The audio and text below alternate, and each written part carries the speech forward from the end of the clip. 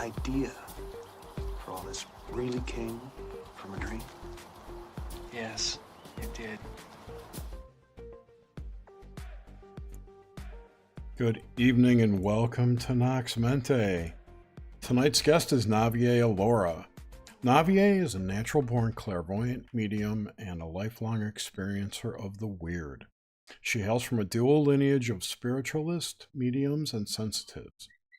Naviae is a graduate of the Blue Otter School of Energetic Herbalism and is a Reiki Master Teacher since 1999.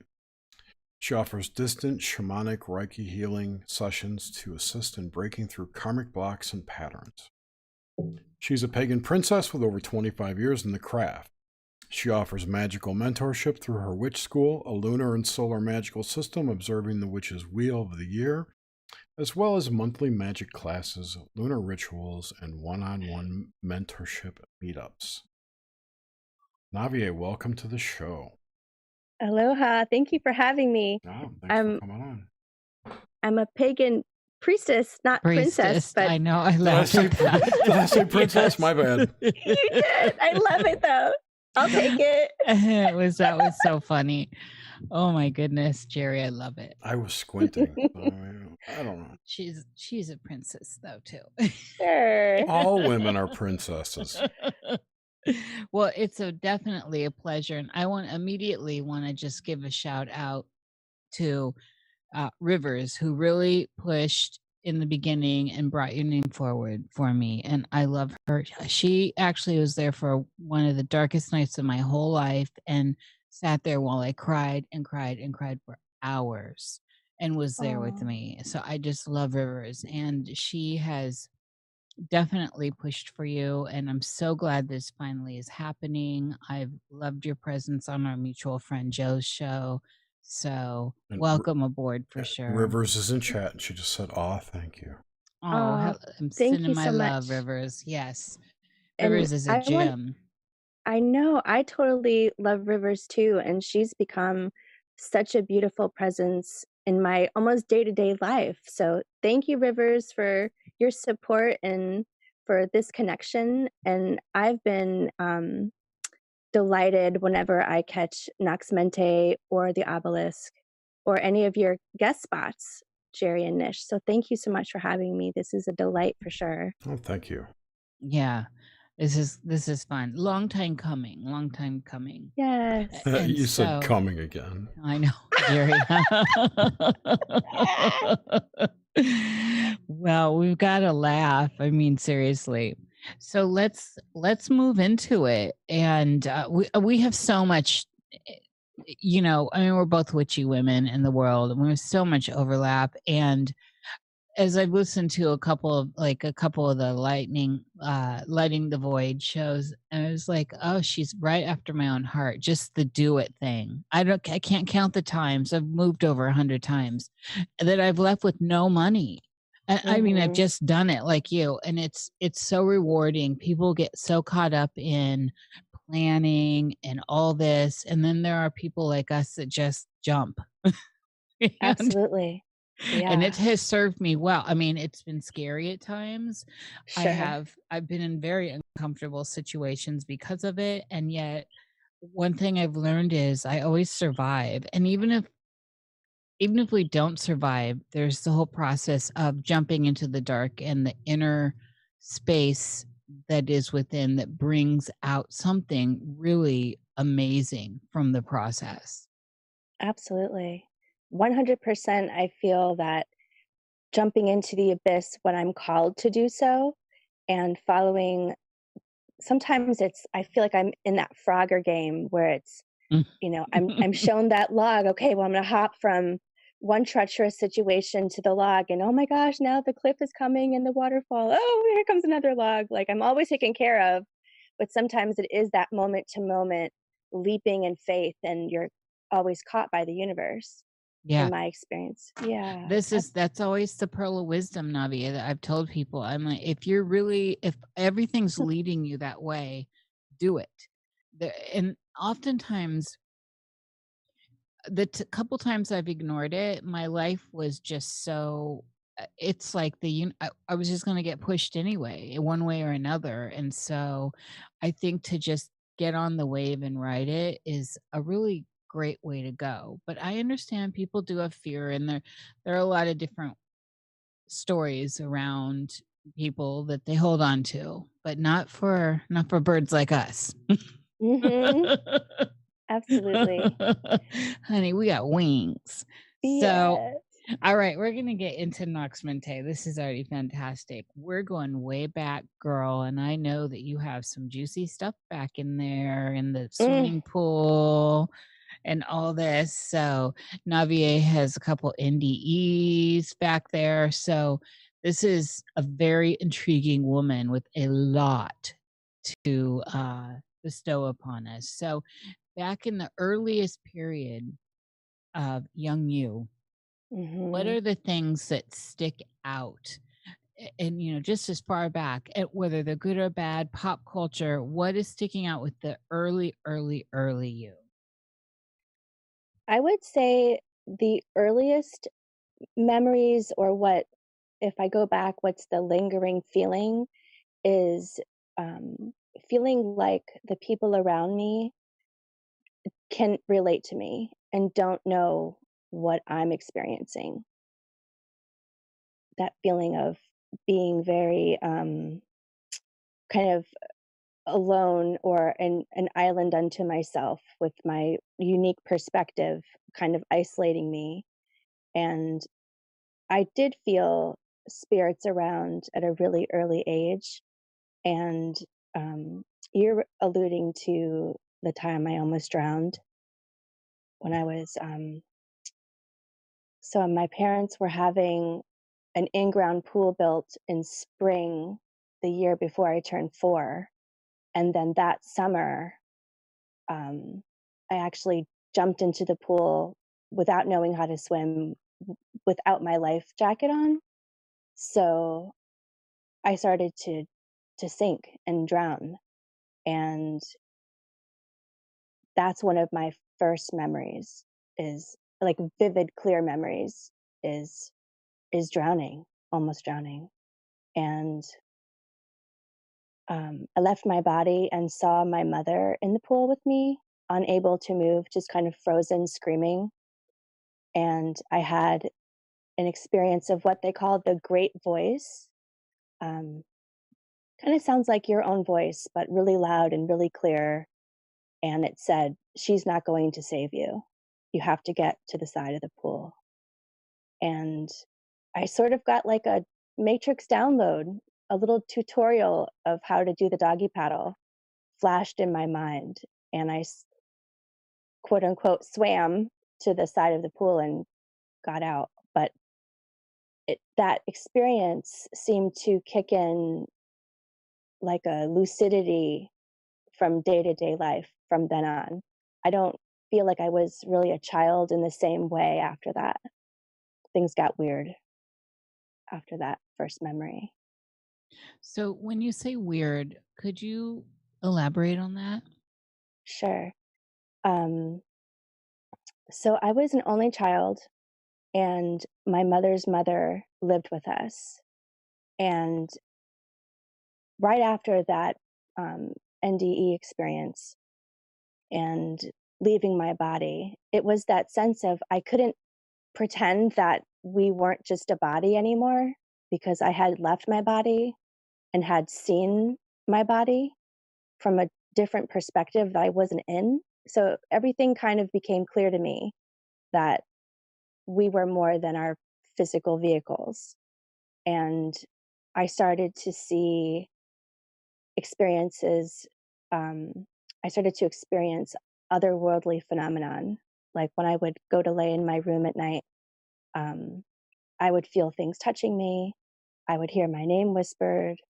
Um, I would have visual things like wispy white um, things coming out of the closet that looked more sinister, like gray, kind of smoky things. And they were coming for me at night. And I would scream for this grandmother or knock on the wall, and she would come and rock me to sleep every single night. When she was there, they wouldn't bother me. So she would stay with me until I would fall asleep, and sometimes just spend the whole night. So the spirit started coming around when I say things got weird. That's a big part of what I mean. Realizing that the house was really active and they recognized me or wanted to interact with me. Um, that's probably the biggest way. And then also having, um, I would say, prophetic dreams of people that were about to die in my family and other weird circumstances that I knew were going to happen. And yeah. Tell me about the grandmother you mentioned. hmm Uh, I still miss her every day. My grandmother was one of 21 children, and her parents were immigrants from Italy, and she was a triplet. And in the tropical, she was a Scorpio. So she was pretty witchy and pretty intense. And when she was, I guess, 16, she was abducted by a stranger on the street and raped by him. And we're talking like 1940. So she didn't know what sex was. And she just went home and took a bath and didn't tell anyone. And then one of her older sisters saw her about 6 months later taking a bath and said, "Oh my gosh, you're so fat. I think you're pregnant. I can't, And her brother had just come home from the war, and her father's there. Her mom had just died. It was a really weird time for that family. And of course, abortion wasn't legal. And her father was kind of suggesting that they do a back alley type situation. And someone came and consulted with her and said, she's too far along. She'll die. I can't do this. So it was a shameful thing on my family. They had to move. They put my grandmother, who was pregnant with my mother, in a convent.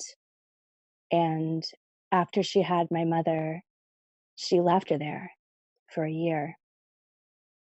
And it was a really traumatizing experience for my mom and my grandmother.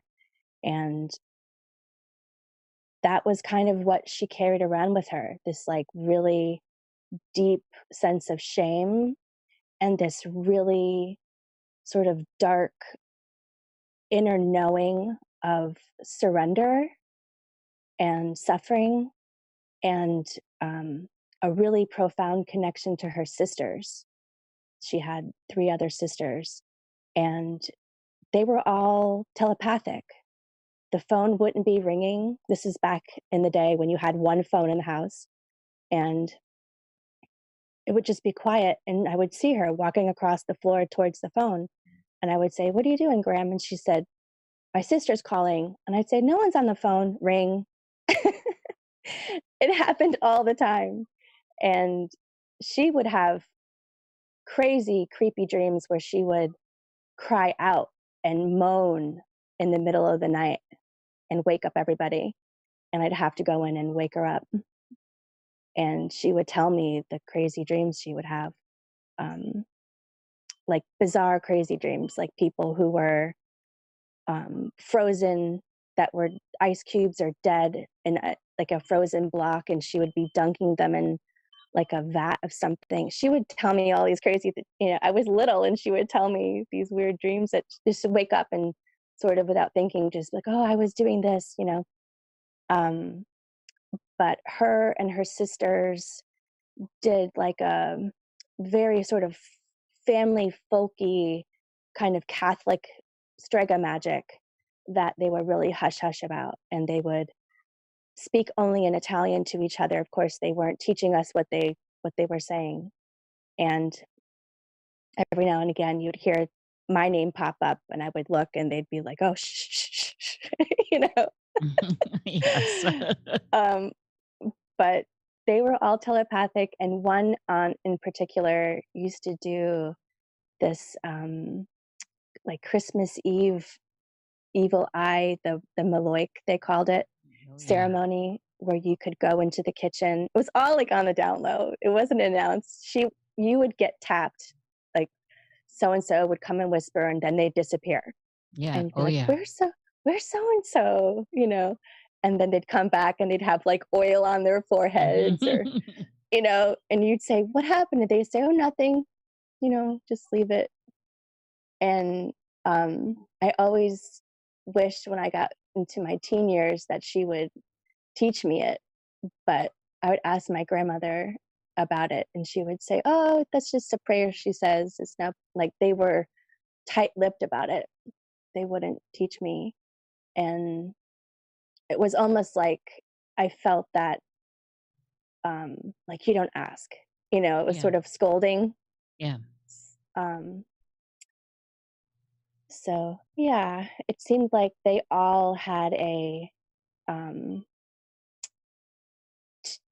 my grandmother and two sisters, one not so much, but the ones that she looked like, which is funny. One was always kind of joking that maybe she was the milkman's daughter because she was kind of tall and slender, and all my aunts were like 4'8" and Yep. little weeble wobble munchkins. So Little Italians, I love that.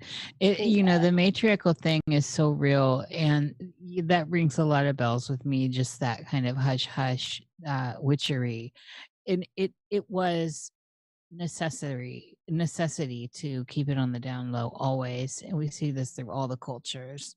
What was her name? Let's call her name out. We're in the Samhain season here. yes, her American name was Helen, but her birth name was Elena, Elena. Beautiful, Elena. Well, welcome, Elena. Elena. And so when you were having these experiences in the house when you were little and nothing would come around, this is definitely the work of Elena, putting some of that beautiful Strigoi stuff around you, the protection, and these things new, don't you think? Absolutely. Absolutely. And my mother and father, and again, we're talking tropical astrology, Yes. were Yeah. air signs. So I was this mystical, witchy little kid with an Aquarius dad and a Libra mom. And it was just like very intellectualize it. Yeah. Like, Your oh, little that's not, emotional Cancer self. yeah. They were just like, oh, it's just your imagination. Boop, boop, Mm-hmm.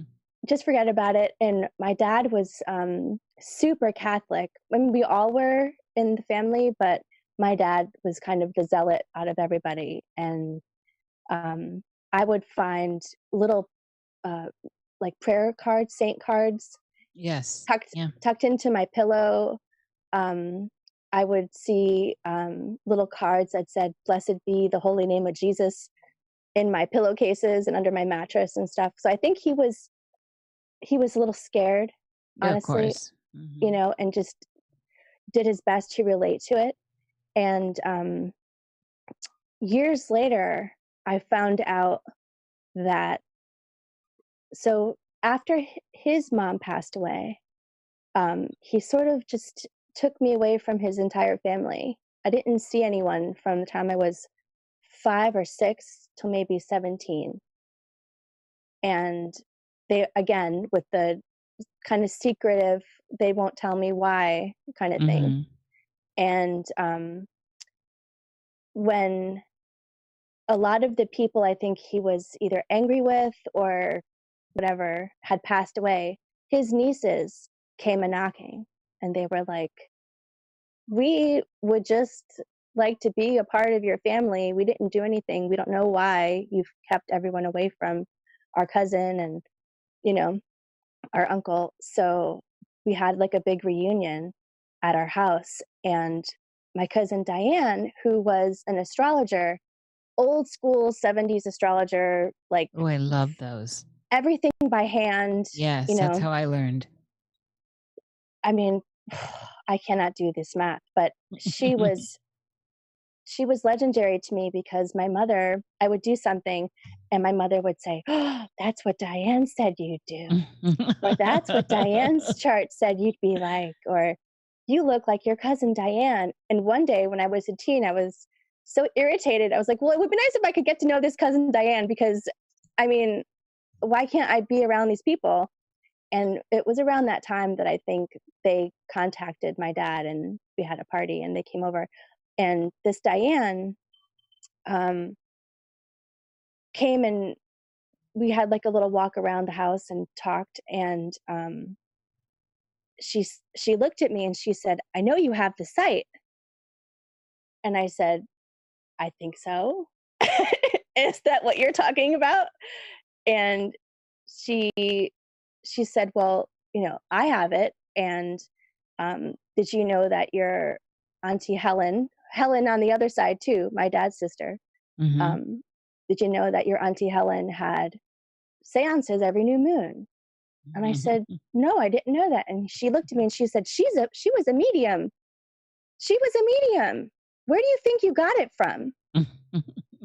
And I didn't even realize that I had like officially gotten anything, because I was just kind of keeping it to myself because it wasn't well received, And it was shortly after that that I was given a deck of tarot and would hang out with Diane and play with crystals and play with astrology and play with tarot. And I think we even did some spirit boards and going to like the local metaphysical shops. That was a really sweet time for me, that like late teens, early 20s, getting into like official witchcraft and meditation and learning about divination and having that moment with a cousin that I kind of always heard about and got to actually, connect with finally. So that was a sweet time.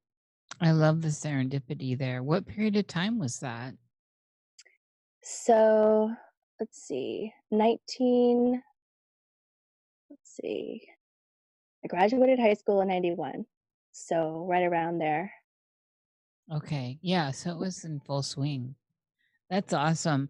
Let's wind back to early you, when you were back in that room and all that. Did you have, so with all this activity around you and this wonderful Graham that was there, I'm just loving as I feel into her, by the way. Mm-hmm. She's wonderful. It is. So what was going on as far as fears? Now, I know a couple of the fears you had early on because I've listened to you on Joe's show. But for the sake of people that do not know, so what were some early fears you have? Well, um, fears as far as I didn't like to sleep alone and I didn't like to be, um, how can I say this? Um, there was a TV show in the 70s named The Monkees, and I was terrified of that show, of the theme song and of that show. And I also didn't like parades. And because in that theme song they said, "Here we come walking down your street," it would make me think of a parade. Mhm. And it was scary to me. And years later, so I must have been like maybe 5 years old, my cousin had a summer solstice birthday, and I went to her beach party, and they had a clown, which I don't like. And he was playing that shell game with like a blue and red shell, like, "Look where the nut is. Woo, not there," Yeah. And I kept guessing where the nut was. And he was really over it. So he just gave me the shells. He was like, "Just take them." Now we're going to do balloon animals. So right around that time, that within a day or so of that party, my father's mother, my babcia, passed away. And she came from Poland, And I've been in touch with her via mediumship since this time. And I now know she was clairvoyant and a medium.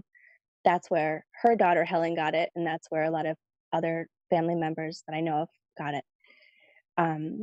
But she had passed. So my dad and my mother had to travel to her services and whatnot. And my mother's mother, Elena, was living with us. So she took care of me. So I remember having the shells with me and the monkeys came on. And I thought, okay, I'm going to cover my eyes with these shells and walk out of the room because I didn't want to hear their theme song or watch the monkeys. And when I covered my eyes, I walked into a post that was in between the living room and dining room and gave myself a big concussion. So I feel like it was a terror kind of fear where I had to get out of the room.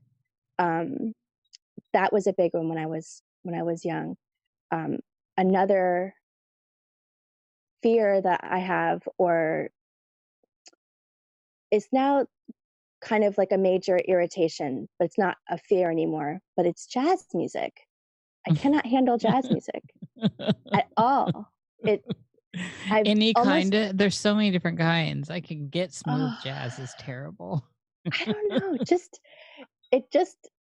It creates that classic fear response where the back of my neck hackles come up.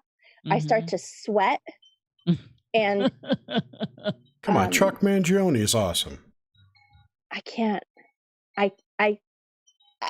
I can't even appreciate it from a musical point of view.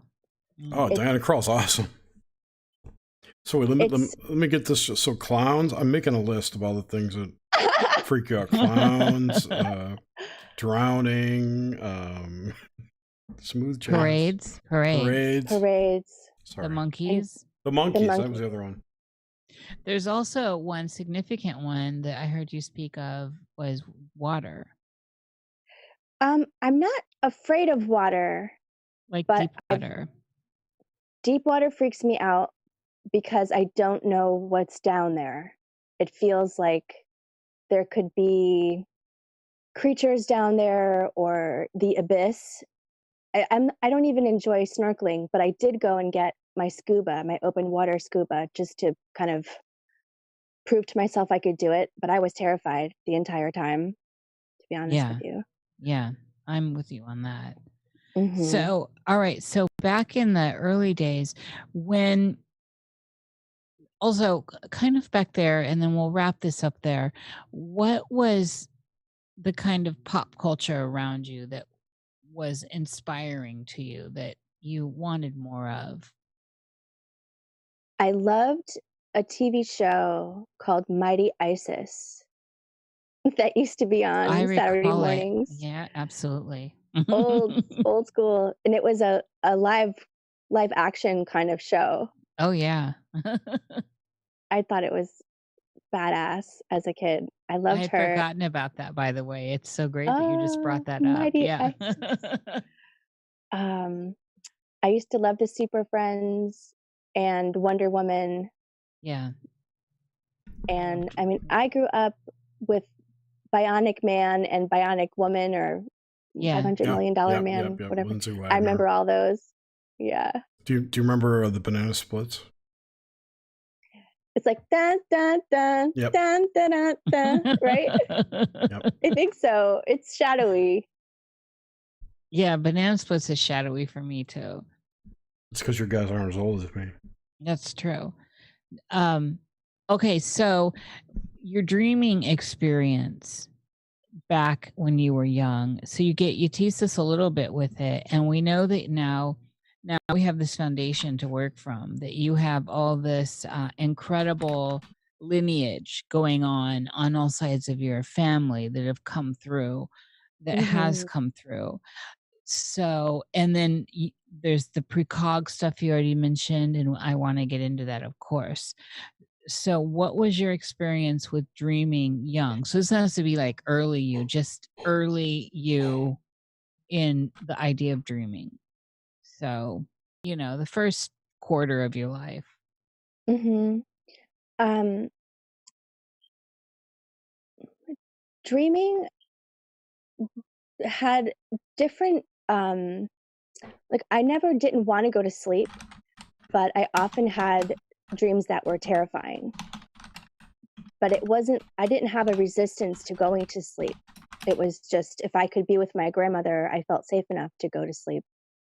And I love to sleep. I could sleep 12 hours. I'm a dreamy, sleepy kind of person if I can. Yeah. And I'm definitely a night person. But I did have some really scary dreams. And right after that summer with almost drowning, right around the holiday time, I started having this like repetitive dream of being in a dark room where I could hear people crying around me. I hear typing. I just sent Jerry a private message Oh, about okay. that. Last Okay. week and this week, his typing's been so loud. Oh, I'm sorry. I thought I was fucking muted. It's No, okay. it's happened both weeks. My bad. Sorry. Okay. So I would have a dream where I was walking. I'd have that feeling of motion that I'm walking forward, but it was all kind of in a sepia tone, and I would hear mournful sobbing from around and behind me. A collective, like almost, and there would be like a brightness at the top, but like towards the ceiling or the wall, upper wall, but around me and low was this dark sepia tone with people of all genders crying. And then I'd wake up, and towards later in the winter, more details were coming in the dream, and I started to see a box at the end of the path. And one of the last times I dreamt of it, so it was like a recurring sort of plaguing me kind of dream, and I'd wake up crying. And one of the last times I saw my uncle in the box with July, the only thing on the calendar written was July with my birthday 11 circled in red. Oh, It almost looked like someone had like taken like a marker and like circled it 5 or 6 times, so I would see it. It was weird, but I knew what my birthday was. And I woke up, and he was a father figure to my mother. So he was like a grandfather figure to me. It was very upsetting to see him there. And I woke up alone. And I remember running into my parents' room and saying, Uncle Johnny is going to die on my birthday. And of course it's just a dream, and, don't cry. He's okay. That kind of thing. But I knew it. I knew he was going to die. And he ended up getting, I think it was pancreatic cancer. I'm not 100% sure. And it was some kind of cancer. I went to see him in the hospital. And yeah, so he ended up dying on my birthday. And for years, my birthday was not something we really celebrated. We sort of half-assed celebrated it. But all the family really close to us, this was, my aunt's husband and my cousin's father and their kids, it was, no one wanted to really celebrate July 11th for a while. And on some level, I felt not responsible, but because I knew, it felt like I was in somehow cahoots with it, or I don't know, like it wasn't logical, but I did feel like stained by it somehow. It wasn't a pleasurable experience. was this the first time that it was that clear with the precog stuff? Yeah, it was really clear. And um, I still feel within myself, like when I know something and I feel that urge to tell someone about it, and then I'm met with disbelief. And it's like this unwavering, I know. And you can accept it or not, but you're trying to convince me that it's not real or not true or not going to happen. And it's just this, it's like every fiber of my being tells me this is truth. This is happening, or this is going to happen, or yeah. And let's see, before this or around this, had you had encounters with those that had already passed that you knew in your life or in your family that were already passed? So not a precog where they were going to pass, but you encountered them in the dream space and they had already passed. No, but I did have people that I believe lived in the house where I lived that were showing up, but I didn't know them in life. What would one of those exposures appear like or be like within the dream space? They would wake me up out of my sleep, and they would be at the foot of the bed. It was one older woman in particular. Was she in an apparition form? She was see-through. She wasn't solid, but she was clearly, I mean, I could see her features. I could describe how her hair looked, what she was wearing, that kind of thing. But she definitely was an apparition. She wasn't a solid being. Did she communicate to you? No. But not that I can recall, but I would wake up sometimes talking to her. I would wake up kind of propped up on my hand and be in full whatever I'm saying, and kind of wake up like, who am I talking to? And realize, oh, I saw that lady again. So I had seen her, like woke up, saw her, went back to sleep, and then woke up talking in a weird language. That sort of work was like a unit for a while. And this wasn't threatening at all. I sense that you weren't afraid of it. No, it was weird, but I wasn't fearful of her or of the experiences. When your granny was there, the more disruptive ones would stay away, of course, when your granny was there. Would these that were more benign be around? No. So granny just cleared everything. Yeah. The only times that I would wake up in the middle of the night was when she had, gone.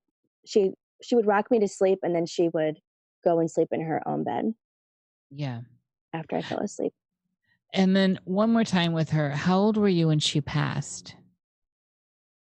Oh gosh. It was 2010.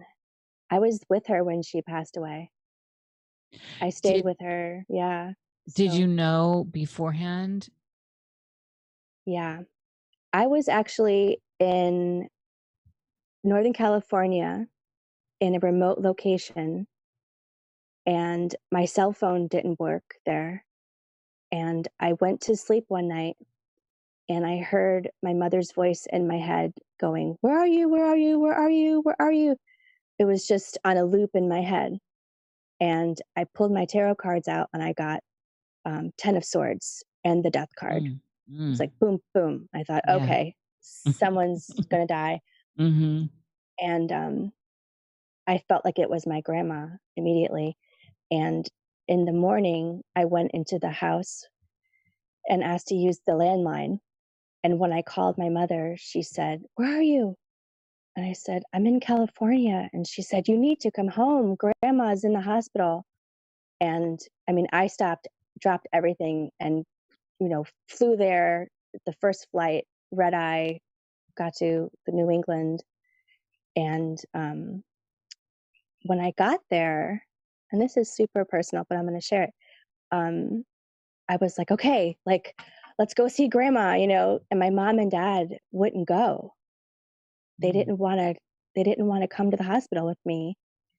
And I spent 3 weeks with just by myself with her, and as she was about to transition, other relatives came, but for whatever reason, my parents couldn't bear it, so I had to do it on my own. I didn't have a partner back then, and so it was pretty intense, but I feel like I walked with her to the edge, Yes. And it's a gift, as you know. Yeah, for It sure. It was is. a honor. Yeah. I've felt like that with the deaths I've been a part of. And your mama or your papa never explained why they couldn't deal with it? No, they didn't. That's Yeah, interesting. I know. It was a hard time. They both my mom and dad are both passed now. They're on the other side too. And my dad was really sort of tight-lipped about things. I would ask him something and he would say, I don't know. End of story. Cut and That was dry. it. Yep. I don't know. That's it. And my mom, I don't know. We had a really complex relationship for sure. Yeah, I've heard you speak of it before. Yeah.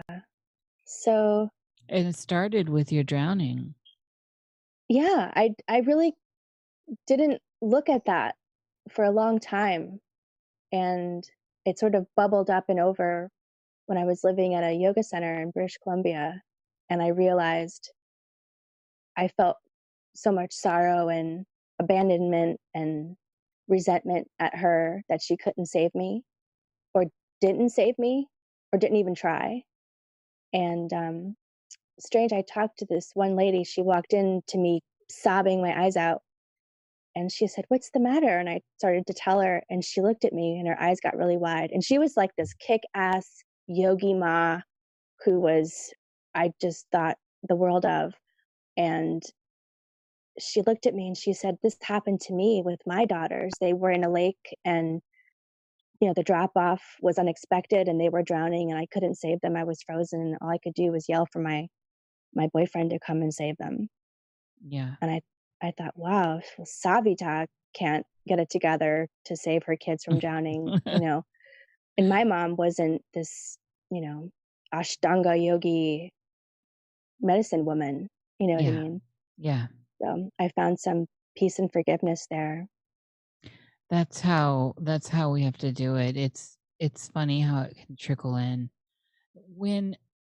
So I want to linger here on precognitive stuff, and especially around, since we're in the Samhain season, Naviae.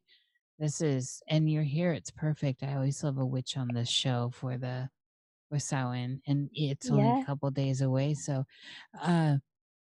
with the precog stuff, others that you encountered in the dream space or in a lucid state that were going to pass. And of course, the first thing I think of is both your parents. Did you know beforehand?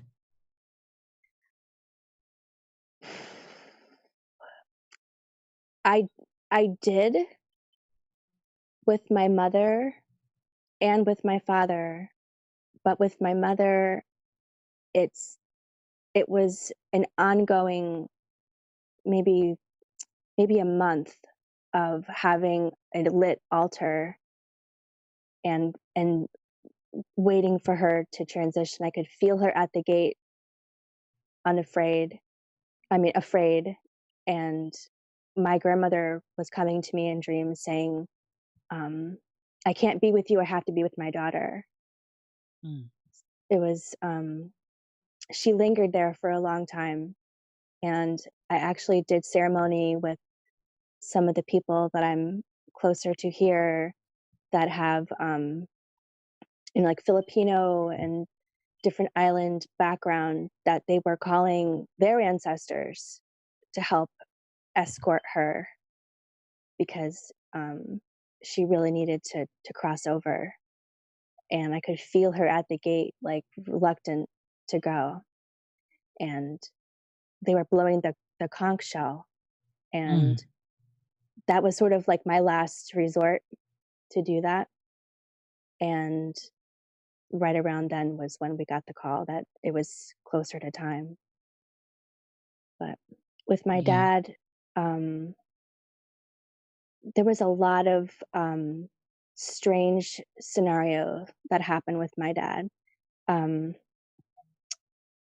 kind of a long story, but in short, I had talked to the hospice people, and I was like, can you give me a heads up so I know that I can get there in time, because I'm coming from far away. You know what I mean? And all of these different phone calls didn't make it to me. And the first I heard of him passing, was the day before his funeral. And different people had contacted me, and I didn't get the message for whatever reason.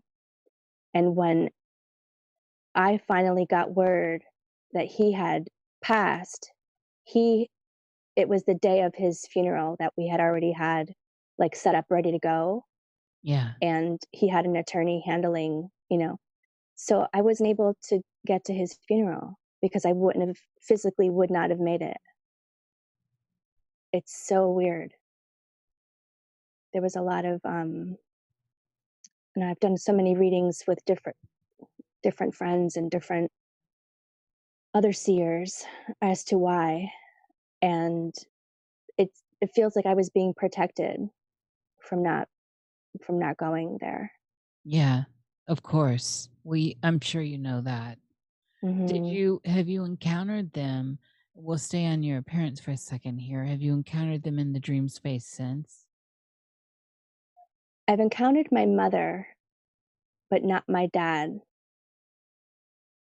And my mom has had, closer to her passing, I was encountering her when I would visit my childhood home, and she would be there.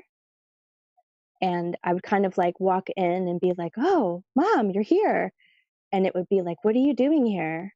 She would be kind of angry at me, or surprised and sort of startled and a little bit angry.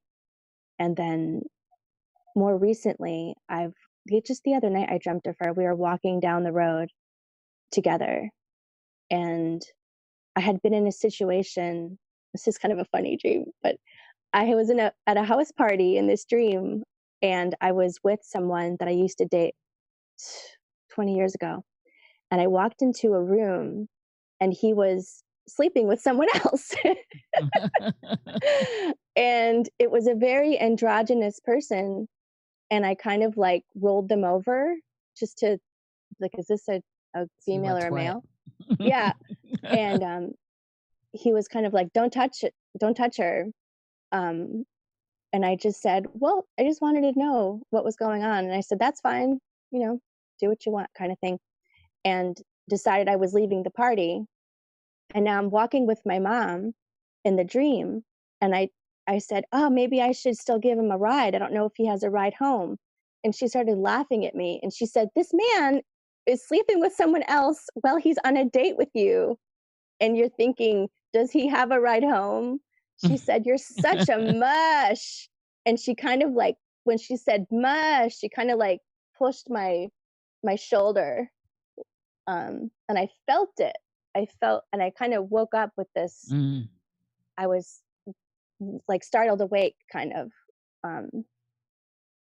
Yeah, it was that dream. Earlier in the dream, I was in an antique shop, and I was wandering around in this antique shop, and I have this big old, not that old, but a big old velvet papasan chair. And in the dream, I had that, and I was trying to fit it through a door in this antique shop. And the owner of the antique shop was trying to help me, like unlatching the double door so I could fit this Queen Latifah chair out. And he had this creature that was sort of like a dog mixed with a llama or an ostrich. It had 2 necks and 2 heads. Oh, very alchemical. So weird. And the top so the first neck and head was the mother, and to the left and bottom head and neck, they said was her son, but it felt like they came to be at the same time. And they definitely had fur, not feathers, but it did kind of look like that long ostrich kind of neck. But the fur kind of looked like woolly. And the bottom, so the dog part, or the bottom part, was probably up to my chest, about 4.5 feet tall. And then that's when the neck and head started. So it was well over 6-7 feet. It was big. And I was a little bewildered by it, and it was very curious. And the heads were kind of rotating and coming at me. It was weird, creamy white colored. And the man who owned the store was really concerned that they would get out. But I could feel the different personalities between the mother and the son. They're distinct. When they would approach me or engage with me, they felt very different. But that was all the same dream.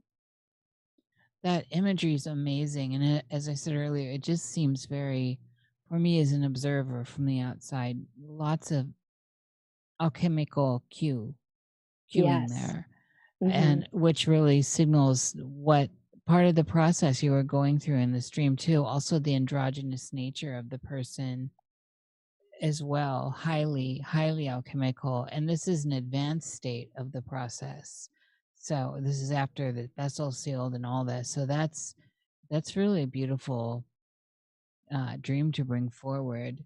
What about, so also I wanted to get an idea of how you experience lucidity within the dream space. What does it look like, feel like? What's it like in general when you're in a lucid dream? I feel like all of my senses are pretty much present. It feels pretty, almost like I'm on psychedelics. Yeah, yes. Things are a little bit glowy and sparkly and a little bit surreal, but very, very like the earth plane in a way. And I've done a lot of dream work with. I had a shamanic teacher years ago, and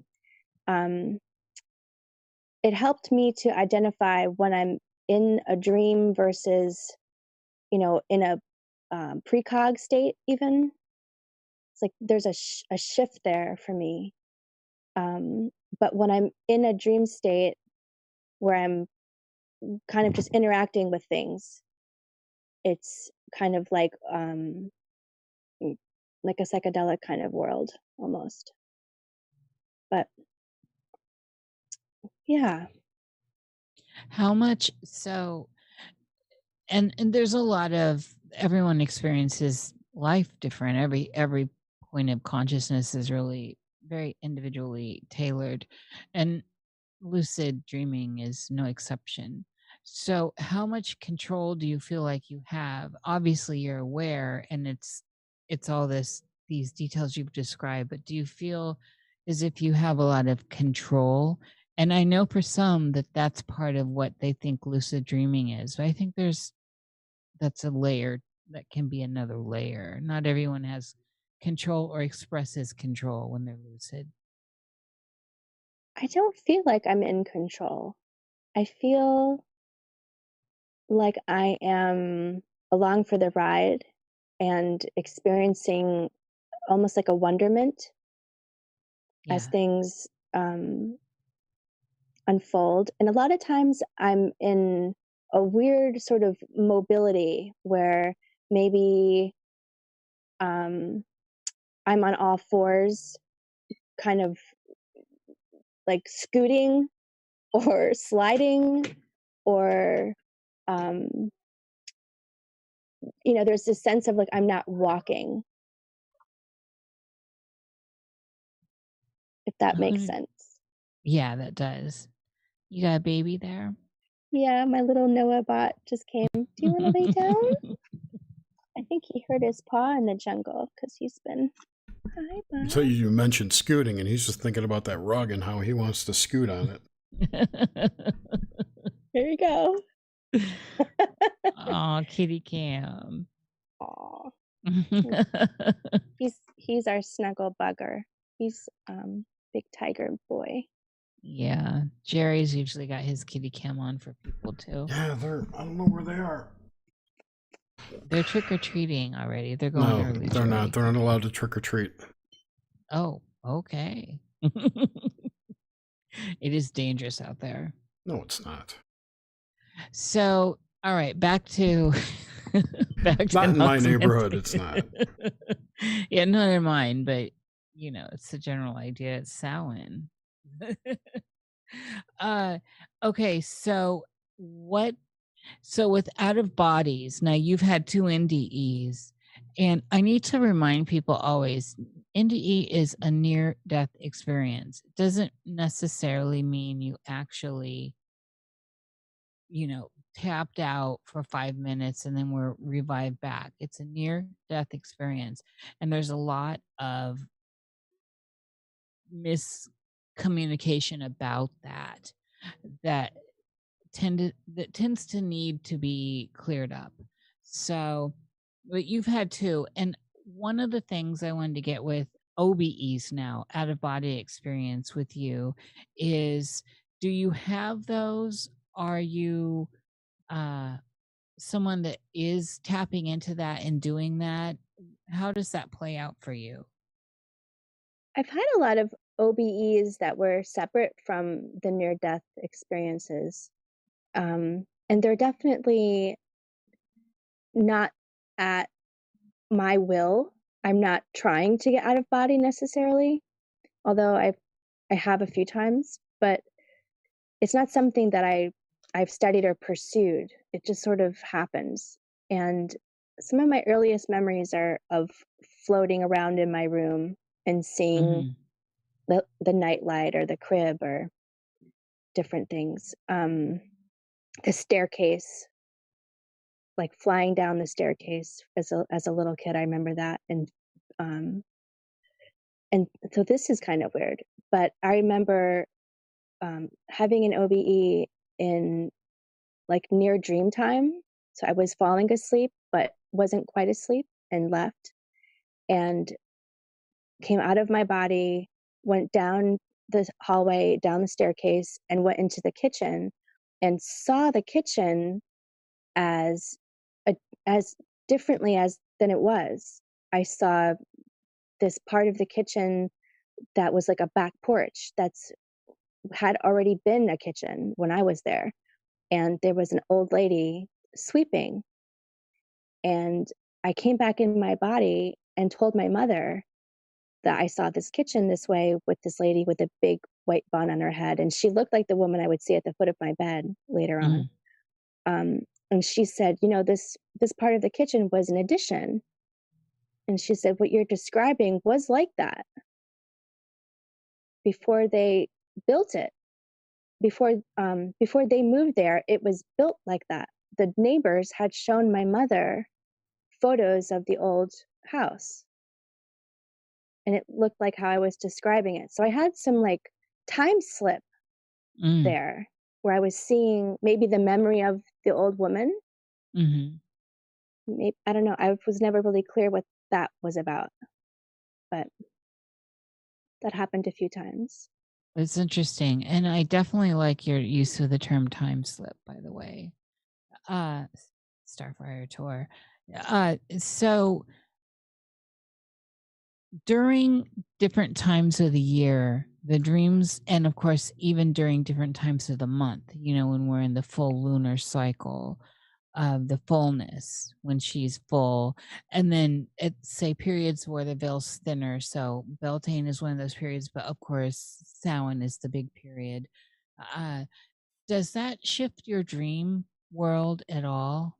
Have you noticed patterns over the years? I think about that. And so we could focus in on Samhain, actually. Yeah. I feel like in general, the intensity of my dreams and just in my daily waking self also is heightened and experiencing more kind of in general. But I do feel the dreams are more vivid and more frequent in that I can remember them. Yeah. And with the precog stuff again, I'm not done with that. Do you experience stuff that plays out for, say, bigger world events through precog dreams?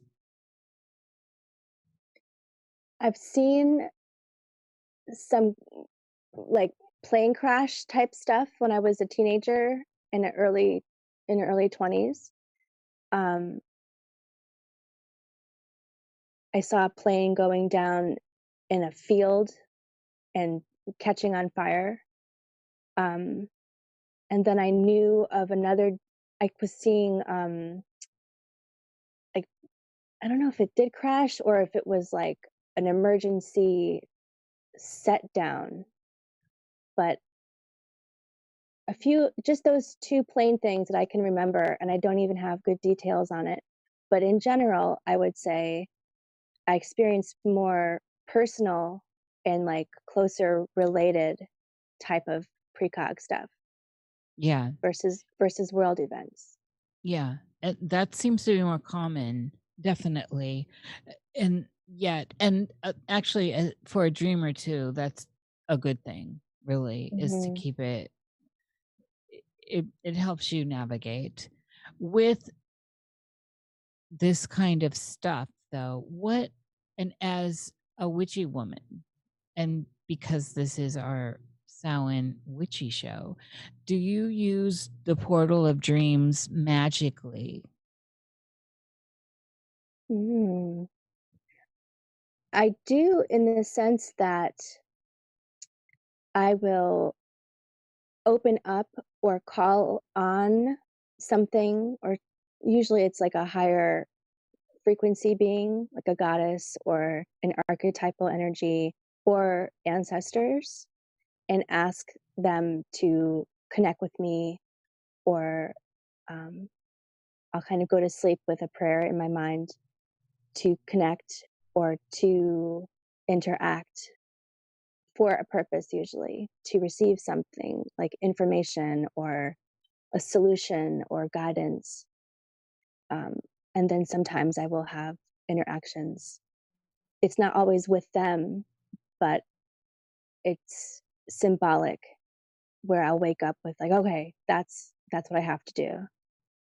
And in that way, I feel like I'm using, almost like I'm seeding my dreams with intention for Yes.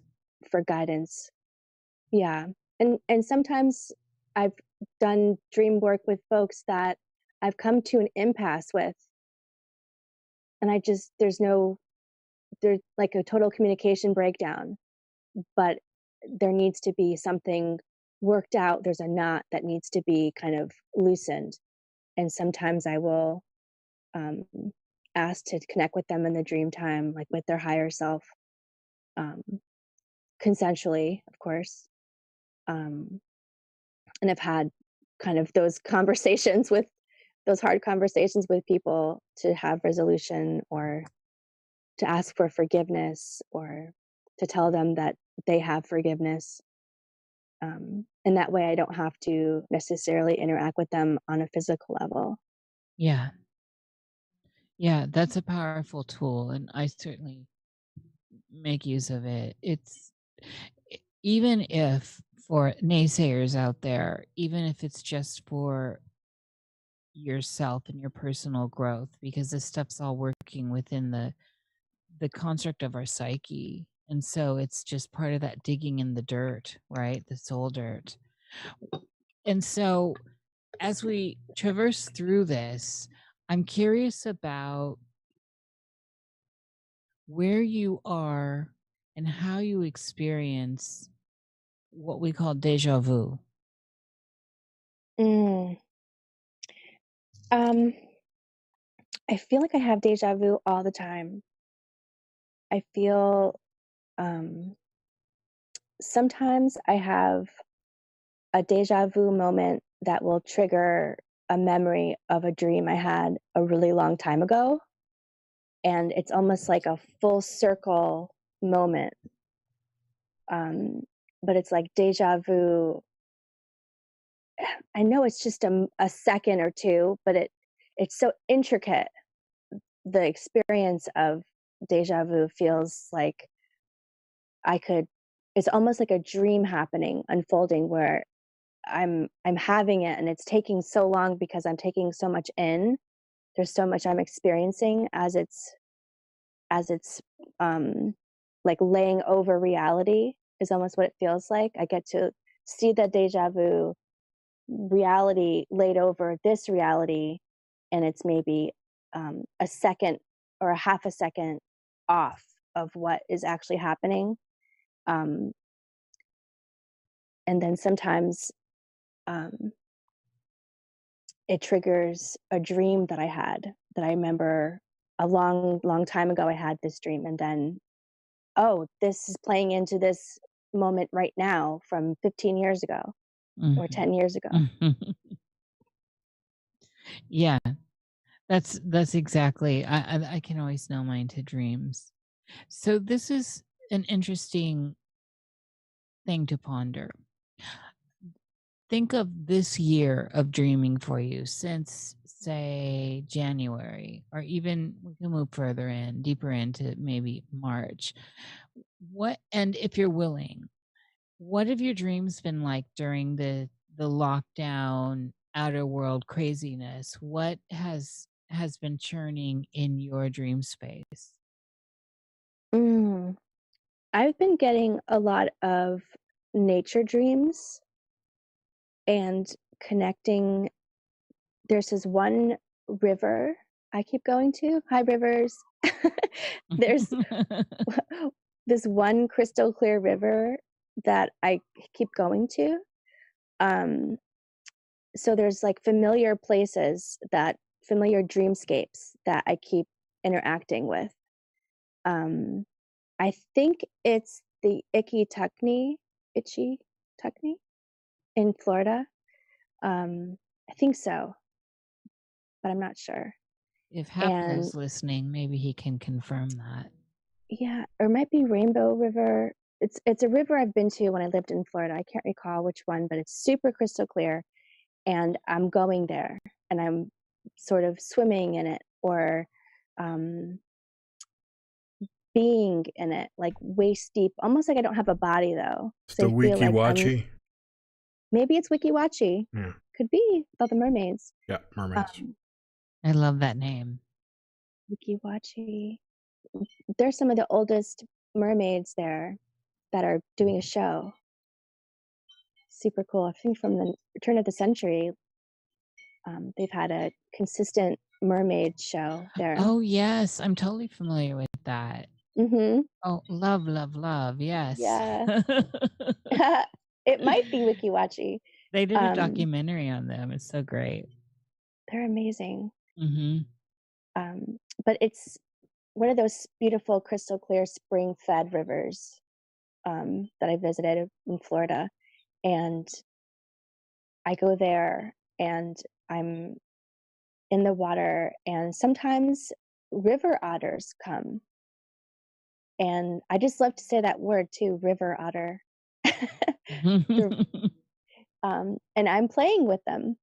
I'm playing with these river otters and can feel the really cool water and see the clarity of the water and feel the mutual joy of interacting. There's this one particular one. Sometimes there's more than one, but there's this one particular one that I remember what they feel like. And we play together. That's probably the most standout, whatever, quarantine dream or whatever you want to call it, of this year. That's making interesting. Friends. Yeah, making friends with the river otters. Yeah, well, it's pretty interesting, and I like how peaceful that is, considering how much, you know, instability there is and all the rather chaotic stuff going on in the outer world, your inner world, you're having beautiful river otter dreams. Very, very lovely. Mm-hmm. And then, so I'm curious about your ideas, where you stand now with transitioning. And I mean this in the living to dead kind of transitioning and keeping in with the Samhain theme. So, of course, I know, I mean, you're a witch, so I know the framework here, but where are you with all this? And like me, you've traveled a lot of pathways, so there's a lot in the mix as well. Mm-hmm. For sure. I've had a few near-death experiences, so I feel that I've come sort of face to face with that. As even as an adult, I was in a near fatal car crash a few years ago, and as the car was coming at us, I thought to myself, okay, like, this is it. And I kind of like braced myself in a, all right, here we go, and I was ready to go, ready to move on. I mean, I'm not in any hurry to leave this life, but I feel that I'm not terrified or afraid of it. At my core, there's a lot of surface level fears and anxiety. I think I'm more worried about suffering than I am about actually just transitioning. Yeah. Do you? So, yeah, I think that a lot of people that have worked on themselves say that. That's a very common thing. I agree. Suffering is no fun. And for those of us that have experienced a lot of suffering too, it's like no fun. And ironically, I mean, there are a lot of people with really great charts that seem to have come in to just have wonderful, like almost like vacation lives, with all those beautiful trines. And I was talking with Christine Payne Towler about that. Her mother's one of those. And, she's like, why would I want my suffering? Why would I want to begrudge my mother for having one of these lovely lives and bring her into all this? Just allow them to have that. And there's a lot of wisdom in that statement, really, because it's easy to want to suggest people need suffering to move forward. And I'm definitely one of those people who believes that.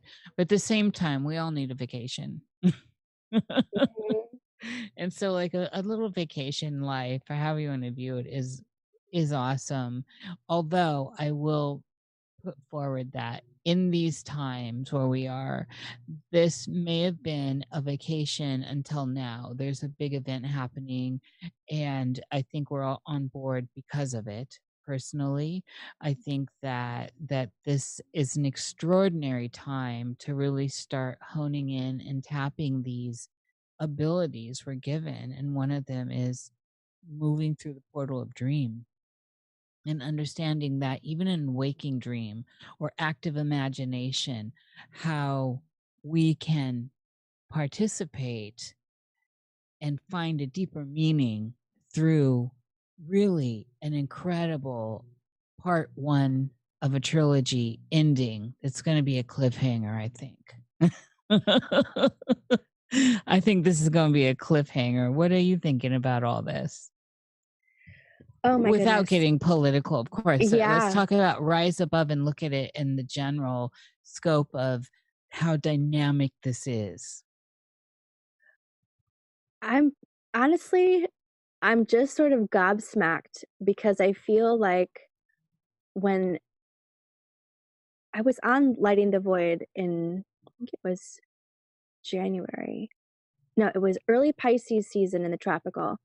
And I told Joe that I felt fogged, that I was just in this fog. And I even named my blog foggy rambles of a Neptunian forest because of it. I love that. It was just this foggy time. I couldn't get clear on anything. I tried to, when I saw that there was, threat of the virus coming, I took my pendulum that I've had for over 10 years and tried to do some divination with the pendulum, and the chain broke and the pendulum rolled into oblivion. Oh, I had to get a new girl. pendulum. I know. I thought, well, that's not a good sign at all. I just feel like there's been a lot of confusion is the best way I can say. Just a lot of deliberate and inherent confusion. And what my prayer has been is to move into a place of creativity. And one of my teachers used to say, we're here to live the mystery, not solve it. So that's been a little mantra I've had, is to almost be with the unfolding mystery as it comes each moment, and try not to get too attached to any story or any outcome. Yeah. And I feel pretty insulated in a way, but it doesn't take much to tap into the collective. Right. But I'm trying to have a little bit of a barrier in these times because I'm pretty sensitive, and it's a lot to feel.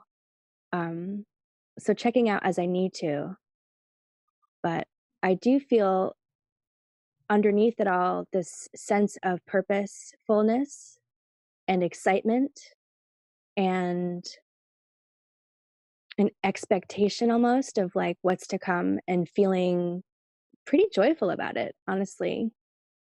And my mantra for this in general has been requesting the most benevolent outcome. Yeah. And I recently was turned on to the idea that instead of there being like an infinite number of, say, parallel realities that are out there, that there's actually just 22, and they correspond to the major arcana. And so I've been thinking about which major arcana have we all tuned into as a collective? Are we all just focusing on the Tower card right now? Is that what 2020 is? Or is it the Star? Or what are we, what card are we in? What reality are we tuned into now? And it's the Devil card. Maybe so. Yeah. Again, I think that might be a perception. Because if you look at, like, as you said, you're pretty insulated. And so your personal world is pretty insulated, correct? I mean, and this is, as am I. I have to go out to find it. And so, and you don't have to go looking too far, but I do have to go out to find it. So I love the idea earlier when you were talking. It seemed very high priestess to me, allowing the mystery to unfold. That there is a mystery here, and not necessarily feeling like we have to solve it, but rather allow it to unfurrow. And that is, of course, one of those beautiful aspects to the high priestess. Oh, I always have an angel light in my lap when I'm on the show. I dropped it. That was too funny. So,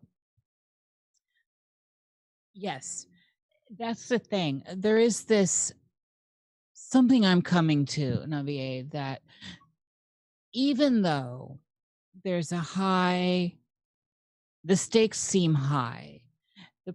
The thing is, this is a mass event, and we're sharing it. We're all going through it, no matter what our personal spaces are.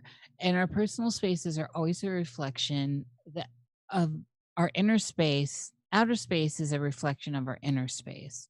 So, and then there's, of course, the cowl, your personal space, into the outer space, which is the collective.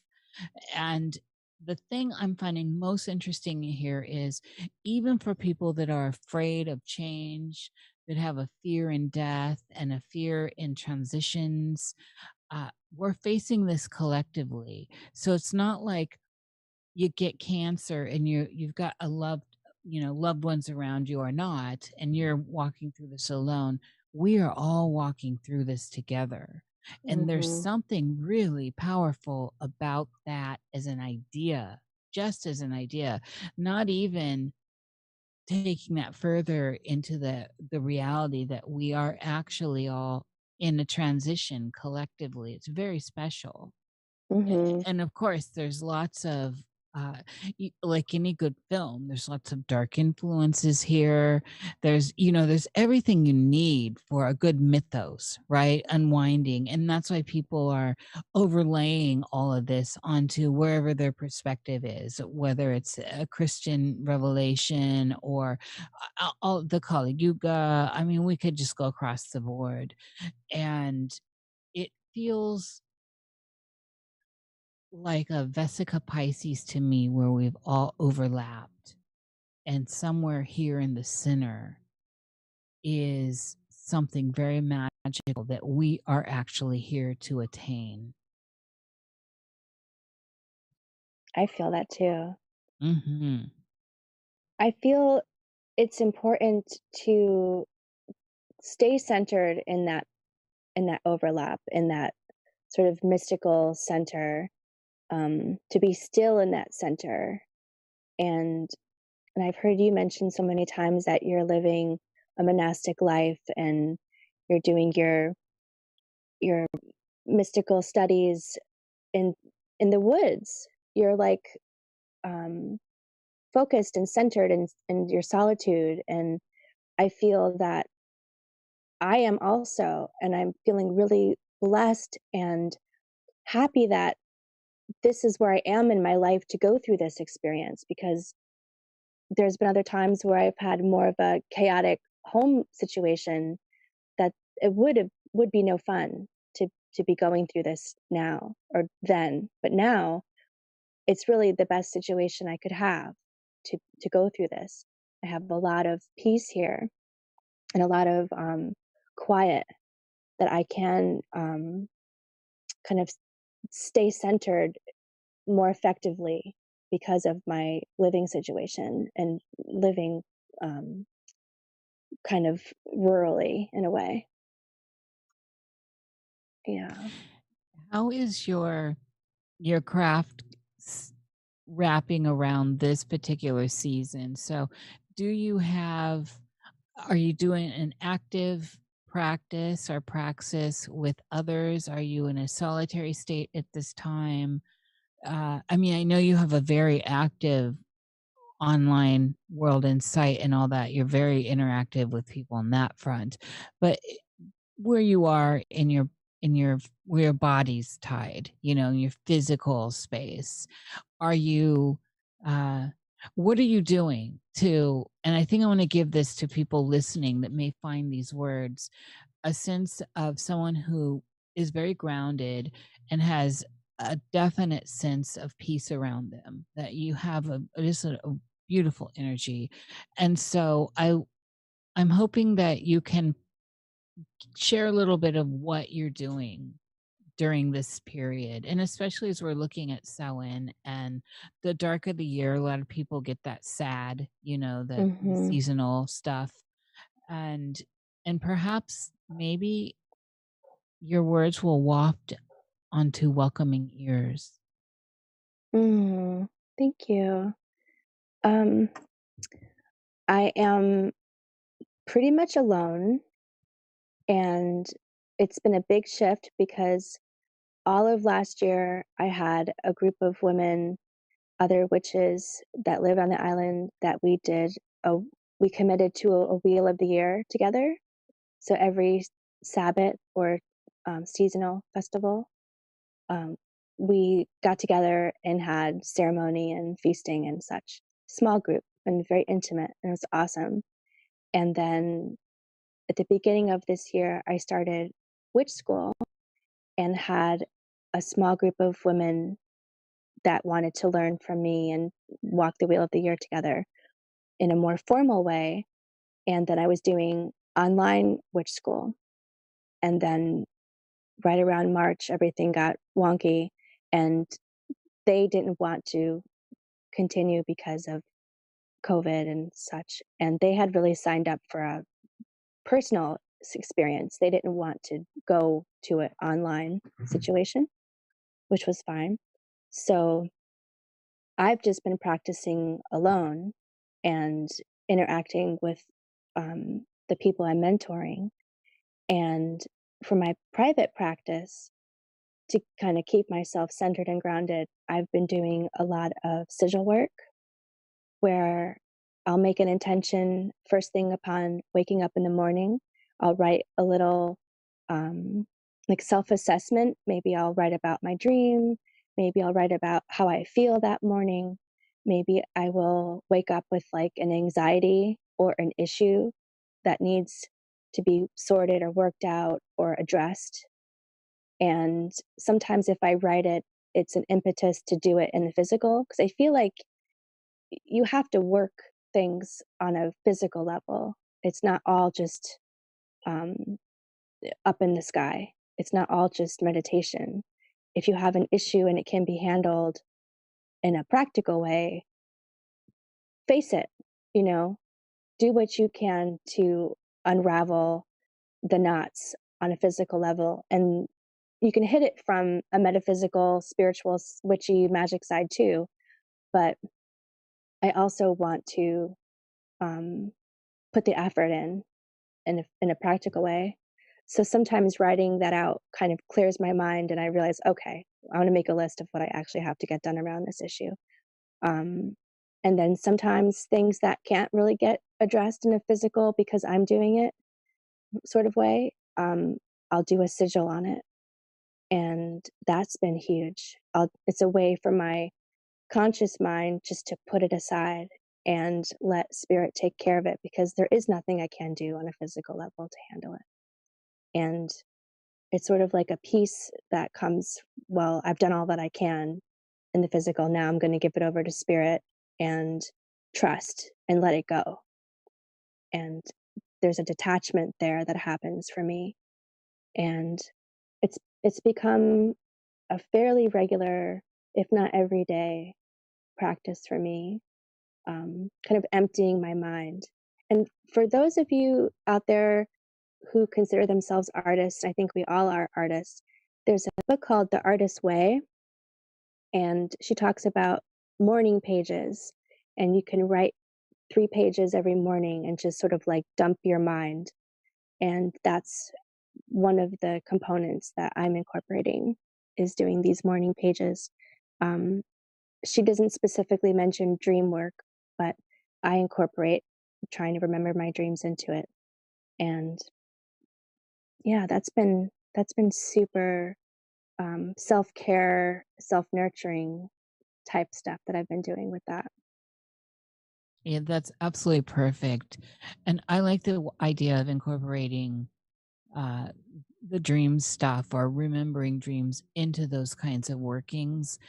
And it's easy to do once you start doing it. You find that it pays off, and it can be incorporated into anything. Your morning tea, and in the Jungian way of overlapping a dream onto a piece of furniture or a wall or a sidewalk on your morning walk. And in this way, we're accessing deeper points of our psyche, of our consciousness, and therefore we're coming to a deeper awakening within this overall larger dream where outer space is. And for me, outer space is where the collective is. It's the collective unconscious.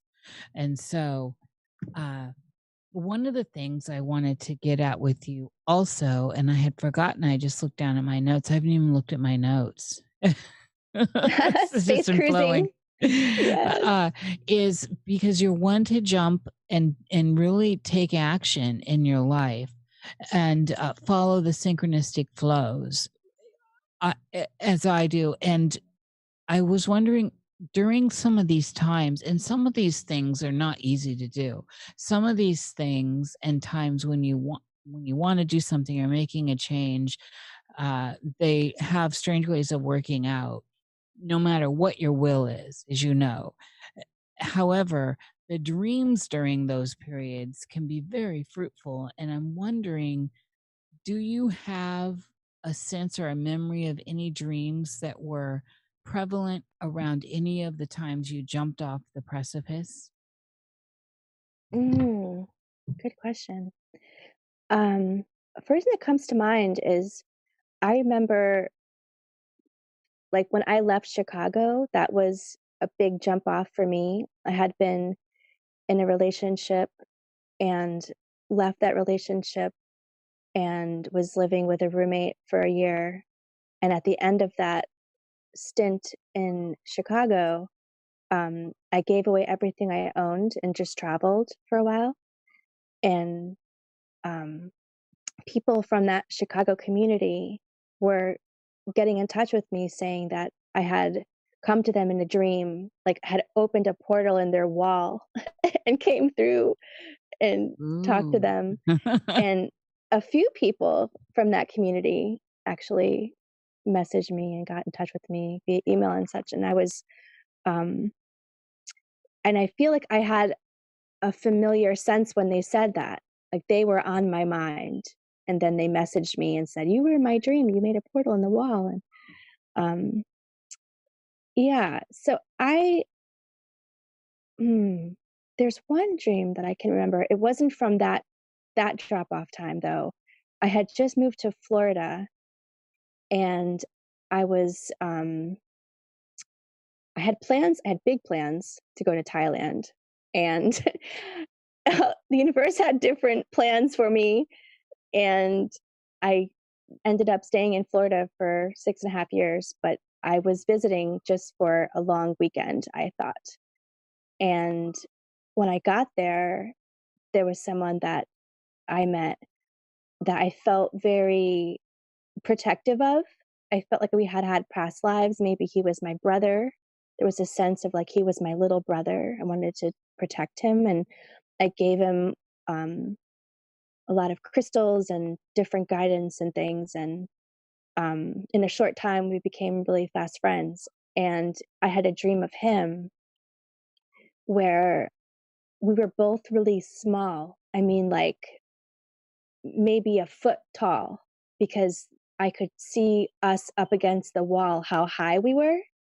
And we were little, like mice or something. And he said, "Naviae, something's here."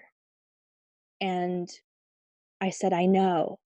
And I went to close the back door to keep it out.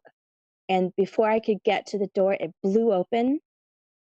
And it was this really tall being that had um, like a blinding head. The head itself was this like blinding light, and it was going in a circle clockwise. Um, and it was making this horrible, like, kind of sound. And it was very disorienting, the sound. And the light was very blinding. And I remember I put my hand up in front of my face so I couldn't see the light. And I full channeled Glinda, the Good Witch. I said, I love that. "I love her." And I said, "You have no power here, be gone." And it was like, and it went flying out the back door, and I closed it. And I remember this feeling of like protectiveness over this person.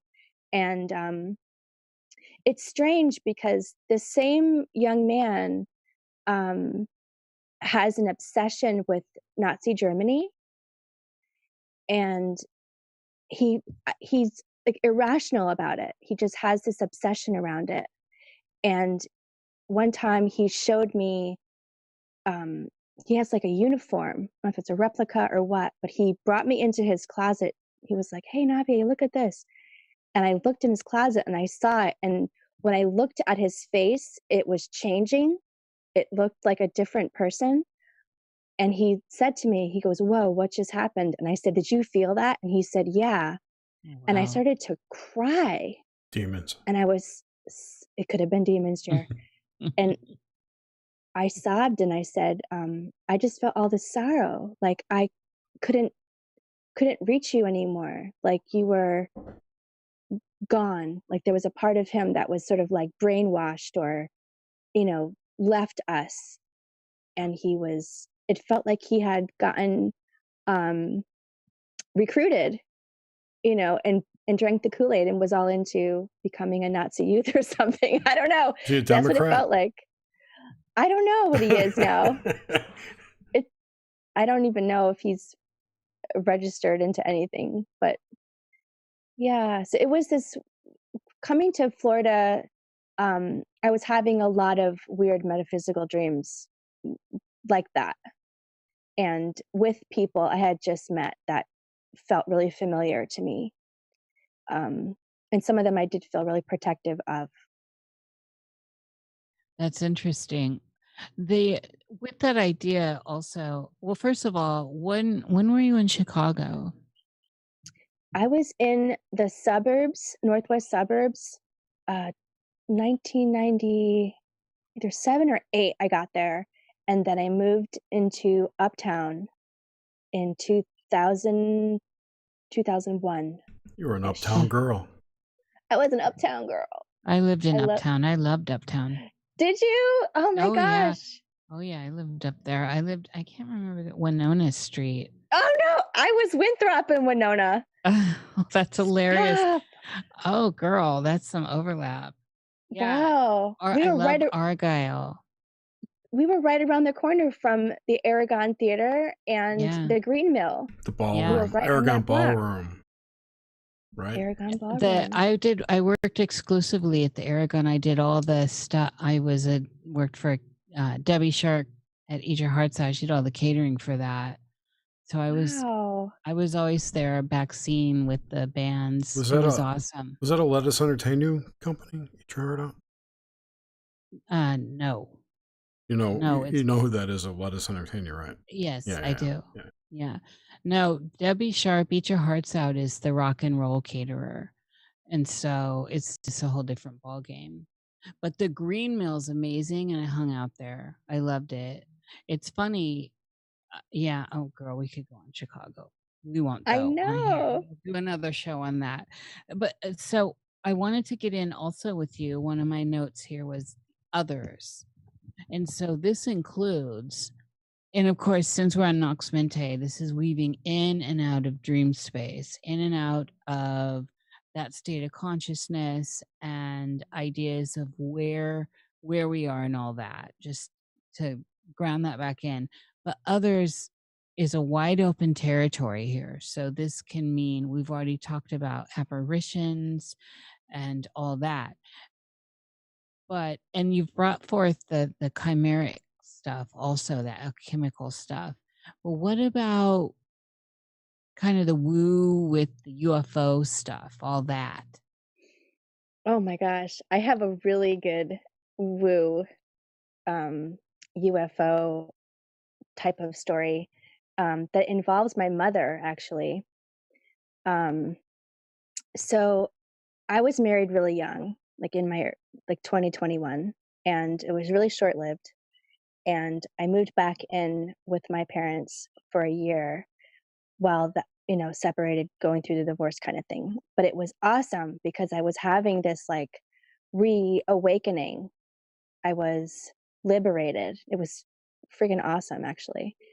And during this year that I was back in my childhood bedroom, living with my parents, fully embracing witchcraft and a new pagan community I had just found. And I had a lot of experiences again, because I was experiencing ghosts and such from a young age. But then when I started to go through puberty, it stopped. It really wasn't full throttle from maybe 11 or 12 till 17. It was different. It was tamped down in a way.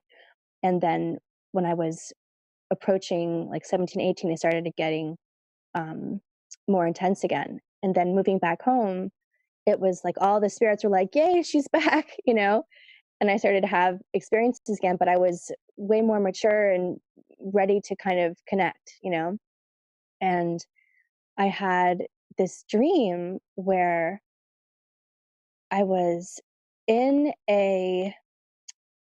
everything was metal. It was a kitchen, but it was like a metallic, almost like a lab. I guess I could think about it that way. But in the context of my dream, it was a kitchen, and the counter was really tall, like almost to my like face height. And I was struggling to like look up onto the counter to see what was there. And I could see there was a metal frying pan. And I was thinking in my head, what's in the frying pan? I want to see what's in this frying pan. And something behind me that was really tall said with this like creepy voice, eggs. And the voice was so scary. I mean, I almost crapped my pants. And it immediately I was like, oh, when it said that, and this thing grabbed me from behind at my waist and lifted me up, and it spun me around like 90 degrees and faced me at this it was a wall that was all glass, and as far as I could see, the wall was glass, and it was like a really long, almost like never ending kind of wall, and it was this floor to ceiling like patio door kind of thing. And when I looked into what it was, like a kind of like a lawn, I guess it was a green space, and all of these grays were lined up there, hundreds of them, all in a row, all lined up in orderly. And this thing that had grabbed me from behind lifted me up and like presented me to them. And I remember, being up in the air and seeing them below me and feeling this thing hold me. And I started yelling the Hail Mary, and I wasn't even Catholic at the time, but I was yelling the Hail Mary and woke up and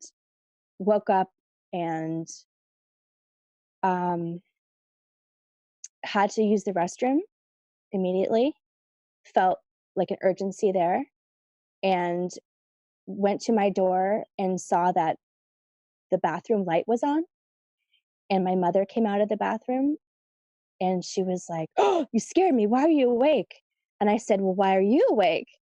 And she said, "I just had the weirdest dream. I was in this elevator, and it was like all this metal, all this glass. I could see out the elevator, and we went really, really high, and it was weird. And I woke up, I had to use the restroom." And I thought it was so similar, the components of the metal and being high up and the glass and having to use the restroom. I don't know. It was just all these weird coincidences. And then after that, my mom started having experiences that she shared with me where she would lay down at night and these beings would be around her bed. She said they had a blue light and they would touch her, and she would leave her body and go through the ceiling. And she would talk later about going to a room with all of her dead relatives, and they would have messages for their kids, her cousins, and she would tell them, your mother said stop fighting with your brother, and the ring is under the bed, or all these weird messages that made sense to whoever she was telling. But she looked forward to it, and at first she was really unsure if she should tell me. My mom was not into sci-fi or witchy or woo or anything. She didn't read, she didn't watch it. She wouldn't even take me to see E.T. or Star Trek, Star Wars, none of it. She was not that person. So for her to start talking about,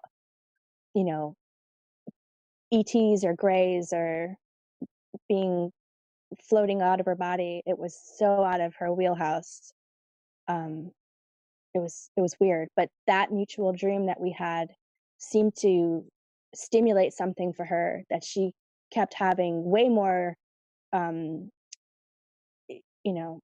type encounters than I had at that time, and hers were ongoing, and she kind of like relished them. She would talk about them and be like, "Oh, I look forward to doing going to bed. You know, she liked it. And one of the other dreams that I've had since we've been in quarantine or whatever, I fell asleep listening to a podcast, and in my dream, the man was talking, and there was a person standing on my deck with their mouth moving, and it was the voice of the person in the podcast. It was so creepy.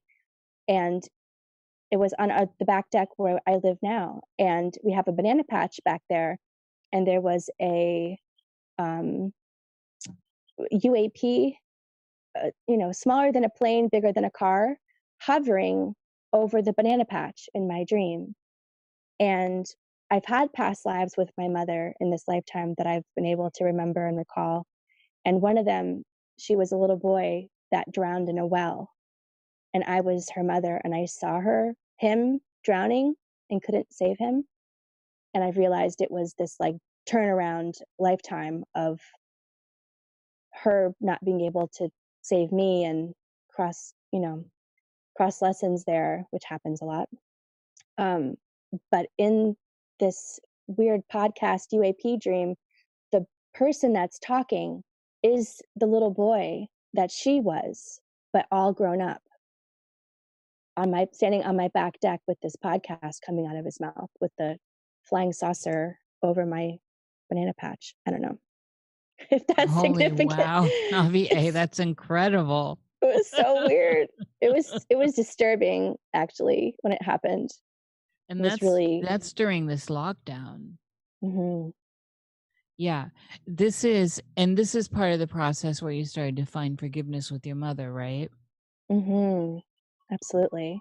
Where you saw that crossover from your drowning, and then there is this other life where she was as a little boy in a well. This Yeah, is so profound. yeah. I see this sort of thing a lot because I do the Akashic record readings with people, and I see this sort of turnaround, complimentary lessons where so and so was tortured by this person, and then they realize that in this lifetime, they're the ones who have to find forgiveness because they were that person in the past life. It's like we just trade roles, and that's helped me to not get too attached to the persona of people or things, or um I'm really fascinated by the whole concept of scapegoats and people that are projected on, and we all have played that role in some way for different people. The different experiences that people need to have, sometimes they need that projection, or that not villain but adversary. Sometimes we have to play that for people in order for them to really get a lesson or a full experience. Yeah, I've often found myself in that ponder as well. And with my mother, it was the same. She was always the goddess to me, and it was only in recent years where I realized that there was more of a nefarious aspect to her. But I was fortunate enough when she was still alive back in the 90s to have let her have it, so to speak, and get out the poison, get the venom out while she was still alive. And unbeknownst to me that, that she was going to die. So it is a good thing because I always felt like I was her parent. It was like, wait, how am I taking care of you? I'm a little kid here. So one of the things that struck me here when you were talking about this with your mother was the mutual dreaming. Now, this is something that is very fantastic in the world. I love when I encounter people speaking on it. Was this an anomaly with your mama, or have you had this with other people at other times? I feel like I have had similar dreams with people that are in my bubble at the time, but not as like waking up at the same time, having almost a crossover type of experience. I've lived in a lot of communities, not different communal situations in my years, and that's when it seems to happen, like living with people. We sort of like share a dreamscape or something, but it's never been as profound or as like meaningful. It's more like, oh, I was in a festival dream. I was in a festival dream too last night, you know, that kind of thing. Like we're in this similar dreamscape at the same time.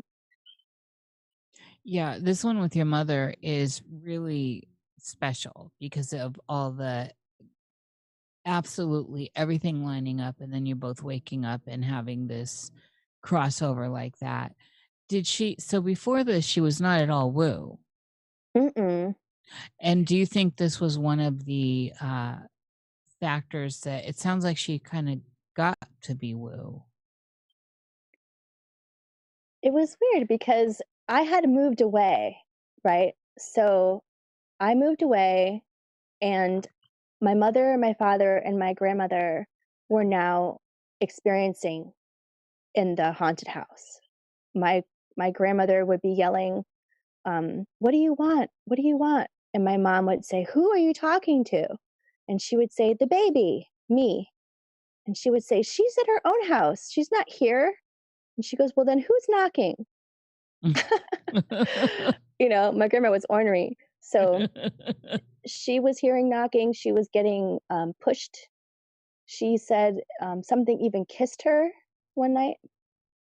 Ooh. And then my mom was having like lights in the ceiling. That was her thing. She would see lights in the ceiling, um, you know, coming out of nowhere, no overhead light, and then a white light, and then it would go to nothing. She would see that a lot, and then she would have these beings around her bed touching her. But this was after I moved back and while I was away. Even my dad, while praying the rosary of all things, he prayed every day at 3 p.m. And when I asked him why at 3 p.m. he prayed the rosary, he would say, because that's when our Lord died. And I'd be like, is that like, you know, Jerusalem Standard Time or what? And she, you know, and give him a hard time. And he'd be like, it's 3 p.m. That's what a mystic said.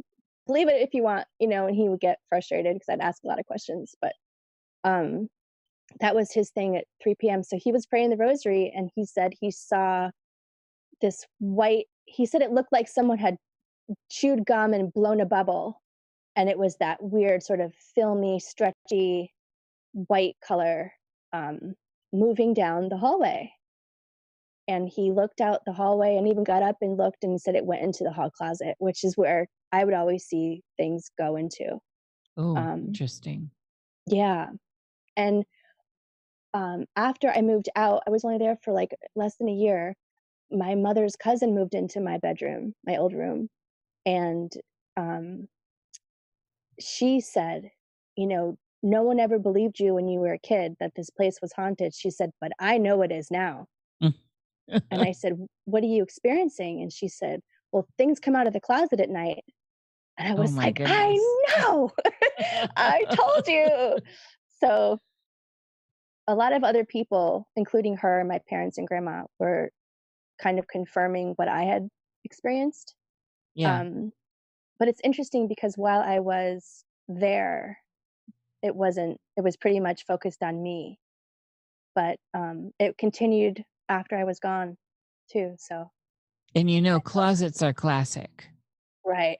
Totally. I mean, they really are a portal, but it's the, before I even knew that, even as a little kid, it was like there was always something about closets, or the one under the steps, and it for people that had old houses. And I mean, it's a thing in the world, the closet. And so for you to be bringing this forward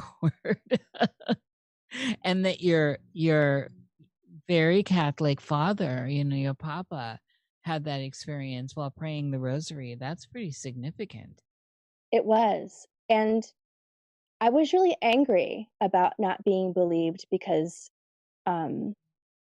he he would make me say there's no such thing as ghost and like repeat it when I would tell them about an experience. And I can remember like gritting my teeth and being like, no, it is real.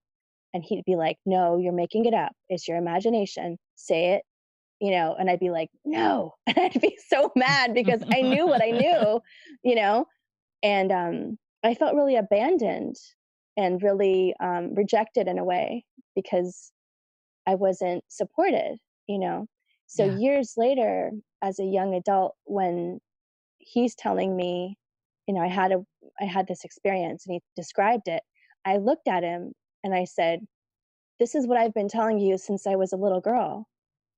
And he was like, yeah. And I said, don't you think that I deserve an apology for that? I said, and I started to cry. I was really upset about it. And I said, it was really lonely to not be believed and experience these terrifying things as a little kid. And he said, well, I guess I owe you an apology. Oh. Yeah. And I was so glad that we got to have that sort of heart to heart together. Yeah. Because it really bothered me. Yeah. And I felt sort of vindicated. Vindicated. Vindicated, not vindictive. Yeah. I'm so vindictive. Yeah, I felt Yeah, vindicated. you are totally the vindictive type. You were vindictively vindicated. Yeah.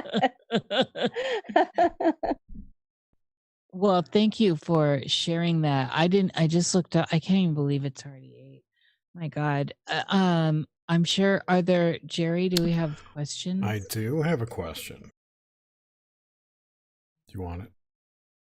Lay it on us. All right.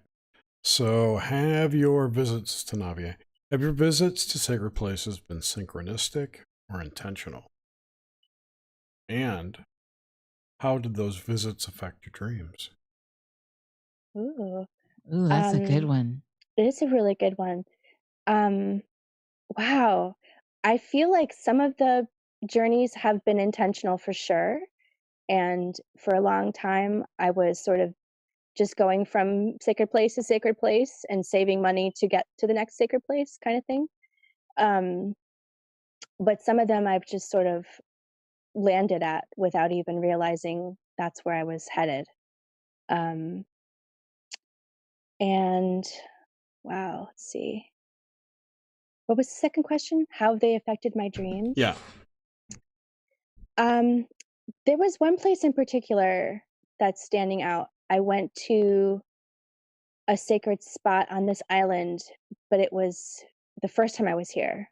I was here in 2003, and I knew I had to go to this Pololu Valley, and I hitchhiked there, and I didn't have a tent. I just like laid on the ground and went to sleep. It was that kind of flying by the seat of my pants, and laid on the ground and camped. That was my camp, and slept and had crazy, I guess maybe land spirit dreams of I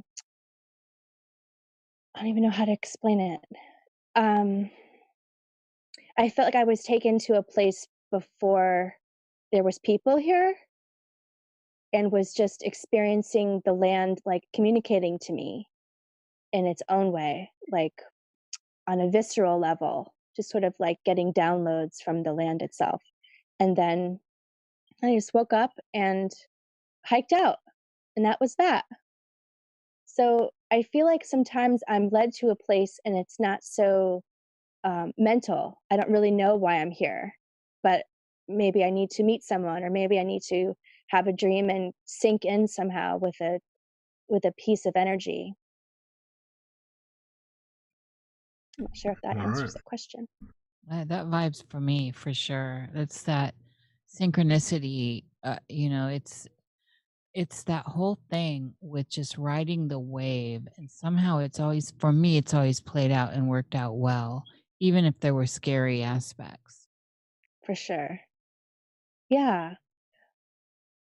Well, this has been a great pleasure. I'm so glad we finally had you on. I'm delighted. Yeah, Thank you this so is much. you're Yeah, wonderful. thank you so You're much. absolutely a gem in the world, and you do a great service for people as well. You're out there in such a beautiful way, Naviae. Thank you.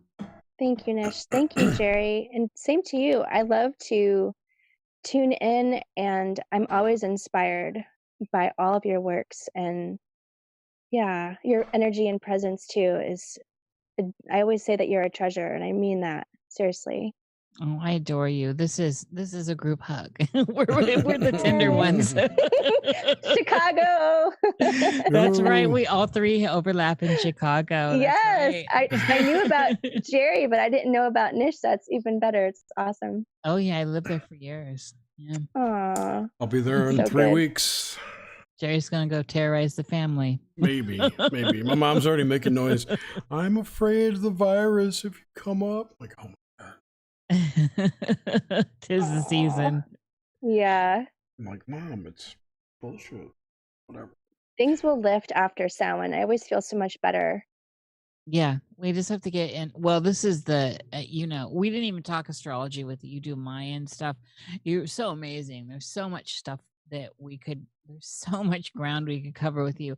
We should have you on an obelisk to get into some of the Mayan astrology and all that kind of woo. Ooh, let's do that. And if you could send me you and Jerry's month, day, year, I can have your chart so we can do a little Oh, in on. Mayan That'd be cool. astrology, I've never had mine done. Oh, send me your birthday info, and I'll work your charts up. Ooh, All right, girl, I'll that'd be do cool. that on Super fun. Instagram. Yeah, That would be very cool.